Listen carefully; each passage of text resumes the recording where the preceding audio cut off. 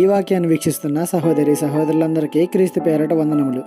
ఈరోజు వాక్యం ద్వారా దేవుడు మనతో చెప్తున్నమాట, కావున మనము అతనికి గోడ మీద ఒక చిన్న గది కట్టుదము, అతను మన యొద్దకు వచ్చినప్పుడల్లా అందులో బస చేయనని చెప్పెను. రాజులు 2వ గ్రంథము 4వ అధ్యాయం 10వ వచనం.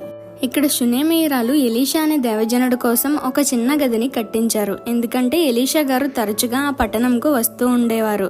కాబట్టి ఆయన వచ్చినప్పుడల్లా బస చేయడానికి ఆయనకంటూ ఒక గది ఉండాలన్న ఆలోచనతో ఆమె తన భర్తతో కలిసి ఎలీషా గారికి గదిని నిర్మించారు. అయితే మనం మన దేవజనుల పట్ల ఏ విధమైన వైఖరి కలిగి ఉన్నాం?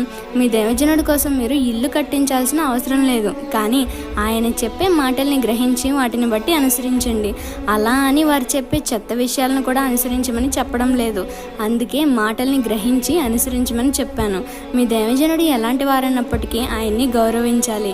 ఆయన తీరును బట్టి మనం తీర్పు తీర్చకూడదు. కాబట్టి మీ దేవజనుడిని గౌరవించి మనుషుల ఎదుట కాదు, దేవుని ఎదుట మంచి పేరును సంపాదించుకోండి. ఈ చిన్న సువార్త పరిచర్యలో మీ సహోదరులు. God bless you. ఆమేన్.